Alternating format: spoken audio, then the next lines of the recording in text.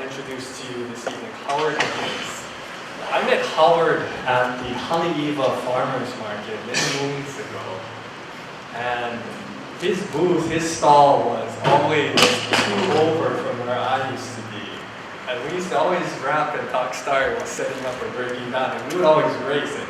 Sometimes I'd win, and sometimes he would.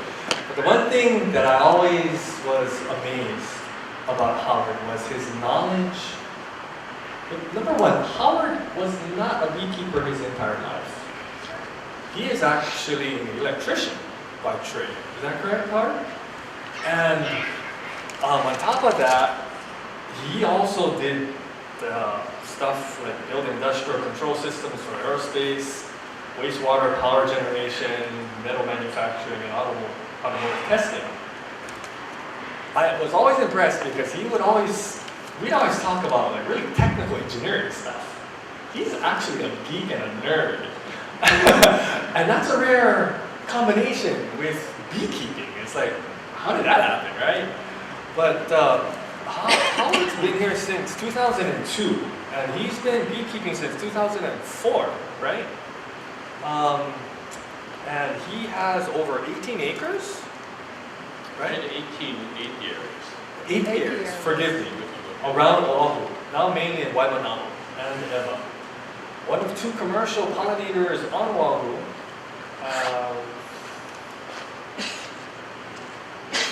Wow. Yes, read it. You've beed for, yeah, he's been helping the largest farms on Oahu.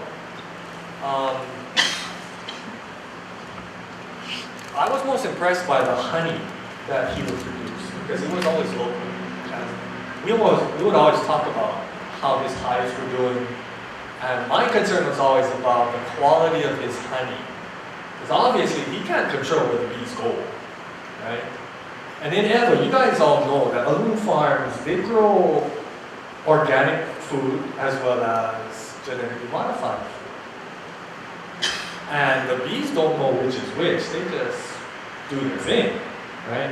They come back to the same hive and the honey gets produced, so we were always wondering, and he was actually one of the few people I knew that cared enough to actually go and test his honey, to actually research and to be on the cutting edge of actually what was going on. So when his hives start to crash and burn, and his livelihood started to crumble before his very eyes, needless to say, he was very, very concerned about the new types of pesticides that were being applied to the field, because if that was happening to his bees, what is it going to do to us? And that was always the no-brainer, right? That was like the warning. So without further ado, I'd like to invite Howard to come up and please to share all the nitty-gritty details, to be all down and dirty about bees. Would you please welcome Howard?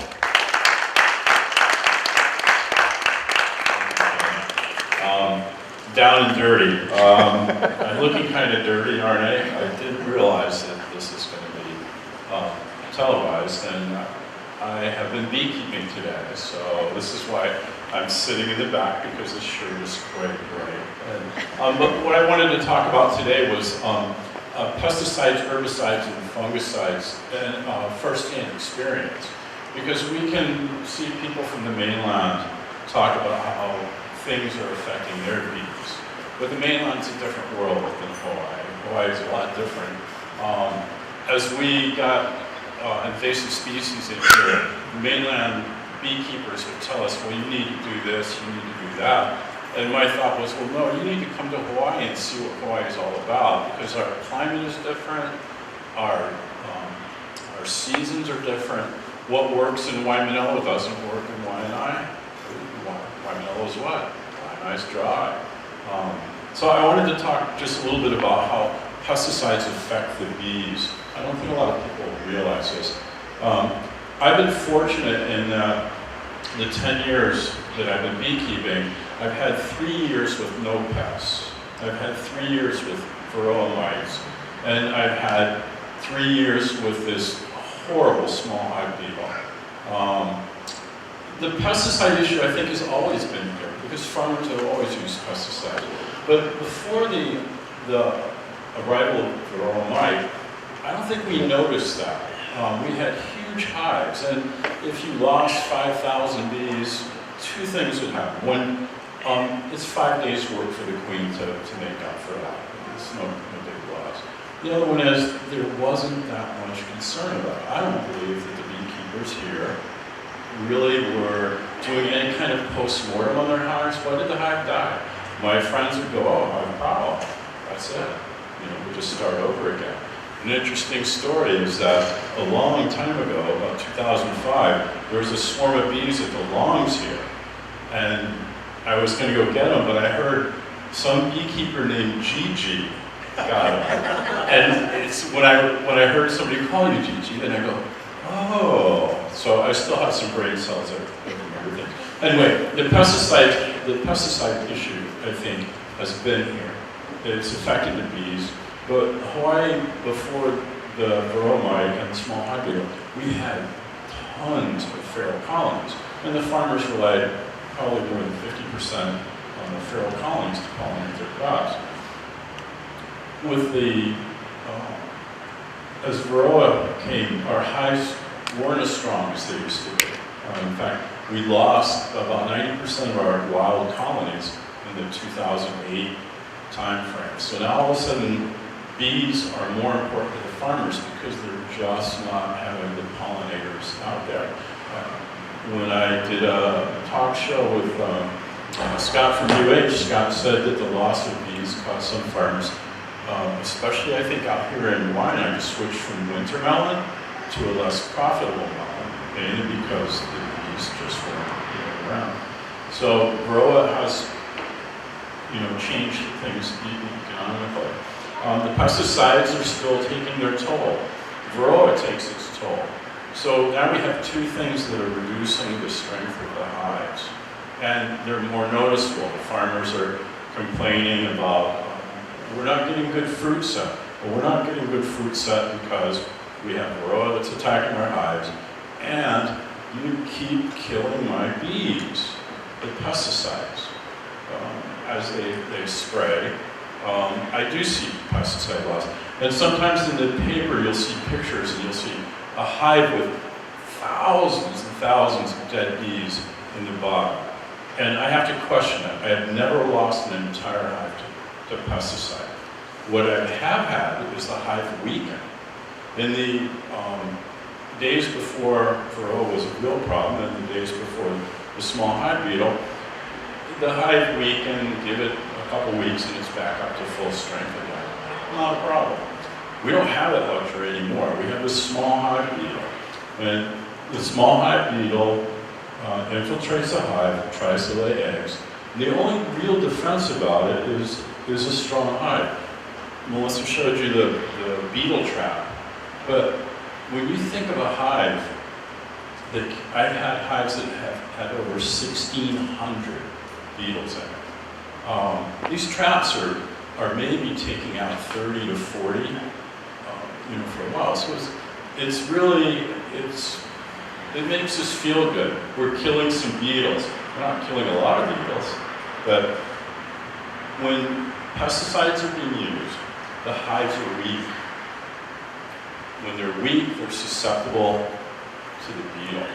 And this is the problem that I'm facing now, is that my hives, and I beekeep for the farms. Somebody has to. Somebody has to, to make sure that the farms can produce watermelons and cantaloupes. One thing that was missing off there, what's our biggest bee crop here in Hawaii, is macadamia nuts. Macadamia nuts are just like almonds. No bees, no macadamia nuts. Here in Oahu, it's melons, watermelons, cantaloupe, honeydew melons. somebody has to provide bees for the farmer, and I'm one. I beekeep for the 2 largest farms, on Oahu. Both of them spray pesticides. It's been an education. I work with them and tell them that, I would like for you not to use pesticides, but that's just not going to happen. They're in the business to make a product, and until people stop buying things, they're going to continue to do that. So we try to educate the farmer. There's the correct pesticides to use. Can you use something that's bee-friendly? Here's the thing to remember. Organic does not mean pesticide-free. It just means that they're using an organic pesticide. And some of the organic pesticides are the most toxic things for bees. People don't think about that. There's the correct time to spray. There's a correct place to spray. My latest battle with the farms is don't spray Roundup around my hives. Let the weeds grow. I don't know why they want to spray to keep the weeds down around an area that they're not planting, unless it's to keep the weeds from ending up in the crops. But you spray Roundup around the hives, what does it do? It weakens the hive. So now I have a hive that's reduced in strength. Guess who's waiting to take my hive out? Small hive beetles. And I go out, I look, and I have a ooey gooey mess. Small hive beetle wrecks my honey. Whatever honey I might have had is wasted. I can't use it. I'm not even sure the bees will consume it back out. So this is the insidious nature of pesticides. It doesn't have to kill the bees. It doesn't have to kill the hive. It just has to weaken it. So your neighbors, when they're spraying up Roundup, bees are passing through, getting a little bit of Roundup. They're not going to make it back to that wild hive that they came from. I live in Waimanila, and I'm lucky enough to be able to have hives on the property. And I get a call from one of my roommates about our landlord's out there with Roundup spraying around the hives. Well, is that okay? Hell no, it's not okay. I'll cut the grass down, California grass. I love California grass. If Monsanto could engineer something that would destroy California grass, I would like them probably a lot more. But in the meantime, I hand cut around my hives just so that I don't have to use Roundup. I watch to make sure people don't use Roundup around my hives. And the reason is because it weakens my hives. And once my hives are weak, the beetle comes in. And to give you an idea of how fast this beetle can work, Varroa will kill a hive in 1 year to 2 years. That's how long it takes for Varroa to just sap the numbers of these, the hive, until it can't support itself anymore. The small hive beetle, if it lays eggs, can kill a hive in 4 days. Once the eggs hatch and the larva starts eating up it goes right for the protein pipes. Eats up the pollen, eats up my bees, the larva. As it's going through the hive, it's defecating a wild yeast that wrecks the honey. It also keeps the bees from going in that area so they can go lay more. 4 days I've watched that hive go. So I had the presentation that I was doing. Bees have their own schedule, and I live by a bee schedule.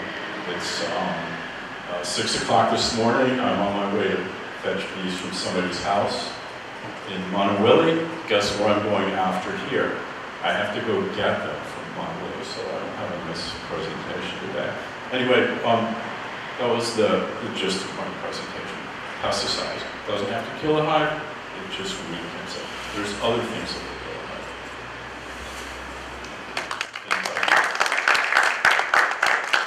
Also, I brought bees too. I brought a little observation hive. If you've never had a chance to see bees up close, you're more than welcome to. We have some handouts on the back. I don't know how much time we have.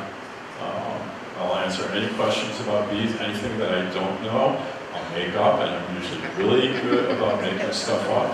I can say it with a straight face unless you look at me directly, in which case then I'll start smiling and you know I'm lying. Yeah. Aloha, thank you for coming tonight. My name is Jessica. My question is, what is the best organic pesticide? No pesticide. None. There's none that's good for bees. I honestly don't believe there is a pesticide that's going to be good for anything. Unfortunately, I'll borrow some of Gigi's words about. I'm not a scientist. I'm not a farmer. I battle with farmers all the time. What are you using? Tell me what you're using so I can at least look and see what effects it has. You know what I'm saying? Can't tell you. State secret. Can't tell you what we're planting. I would say there probably are no pesticides. If you had to use a pesticide, you would want to do a little research and find one that wasn't as toxic. You'd also want to know when to apply it. So, and this is an important thing, is because you don't want to apply it when the bees are foraging. If you're growing melons are an early morning plant. You don't want to spray in the morning when they're foraging. You want to wait late afternoon. Now the rules change. Bees didn't used to go to melons late afternoon. Now they are. So I don't know the answer to that question. I really don't think None is the best answer. No pesticides are probably the best. There's a lot of things that they're looking for as part of what they call integrated pest management, like reflective mulches and things like this that are a non-pesticide control of pests. There's also, from what I understand, you can plant attractive plants to pests on the outskirts of your crop and let the pests eat the things that you don't want and leave your other things. But I still look at it. And then my last question is, if I wanted to plant a flower on my balcony, what's the bees' favorite flowers?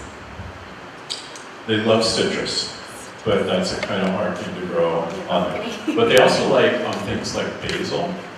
Basil's a really good plant for them. It's a good pollen plant. You'll see not only bees, you'll see carpenter bees, you'll see leafcutter bees. So when we talk about pollinators in Hawaii, it's not just the honeybee. When we lost all our honeybees, remember all the carpenter bees, all of a sudden the black bumblebees, just thousands, just eating your house up. And that's because there was no honeybees around. Nature doesn't like that vacuum. So no honeybees, other pollinators come on.